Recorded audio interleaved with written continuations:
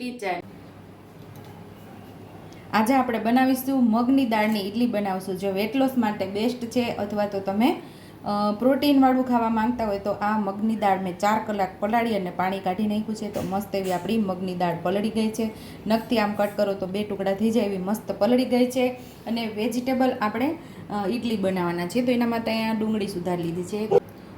ડુંગળી, કેપ્સિકમ, ગાજર, લીલા મરચાં, લસણ અને આપણે આદુનો ટુકડો. તો મિક્સર જારની અંદર આપણે દાળને લઈ લઈશું. દાળ સાથે જ આપણે પીસવામાં આદુના ટુકડા કરીને ઉમેરી દઈશું. 2 લીલા મરચાંના ટુકડા ઉમેરી દઈશું.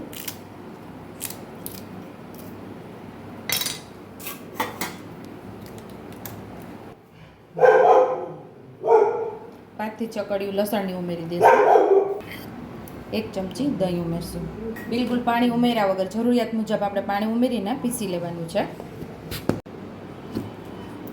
તો મસ્ત એવી આપણી દાળ પીસાઈ ગઈ છે. અહીંયા હવે આપણે બાઉલમાં લઈ લઈશું.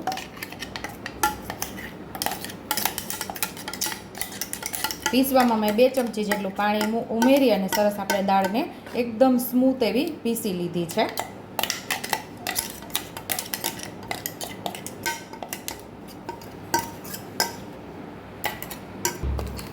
અહીંયા આપણે વેજીટેબલ ઉમેરી દેવાનું છે. ગાજર ઉમેરી દઈશું, ડુંગળી, લીલા ધાણા અને કેપ્સિકમ.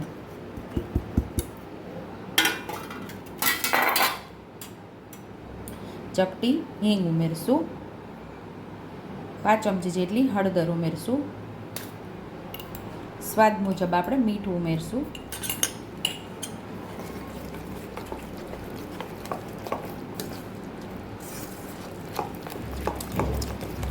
સરસ આપણે મિક્સ કરી લેવાનું છે.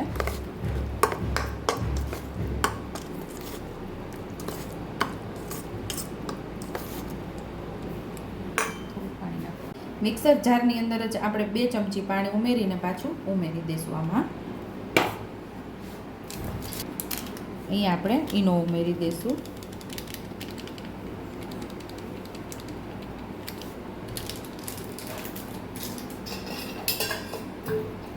એક ચમચી આપણે તેલ ઉમેરશું. મિક્સ કરી લઈશું સરસ.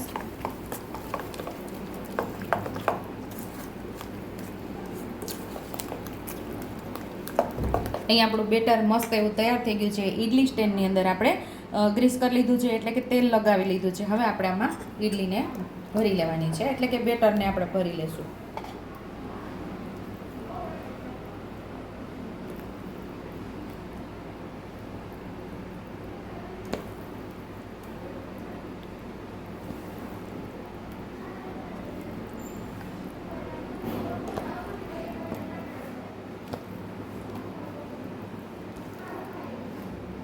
ઇડલી સ્ટેન્ડની અંદર આપણે બેટર ભરી લીધું છે. હવે અહીંયા સાઈડ ઉપર આપણે પાણી પણ ગરમ થવા રાખી દીધું. તો આપણે બધું તૈયારી કરતા હતા.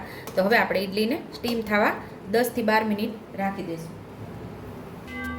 ઢાંકણ ઢાંકીને આપણે થવા દઈશું. હવે આપણે અહીંયા 12 મિનિટ થઈ ગઈ છે, તો ખોલીને આપણે જોઈ લઈશું.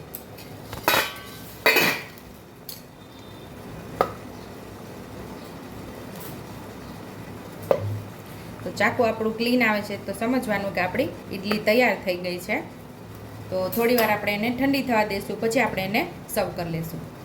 તો અહીં આપણી ઇડલી તૈયાર થઈ ગઈ છે. થોડી ઠંડી થવા દીધી હતી. હવે આપણે સાઈડ ઉપરથી છોડી અને પછી બહાર લઈ લઈશું.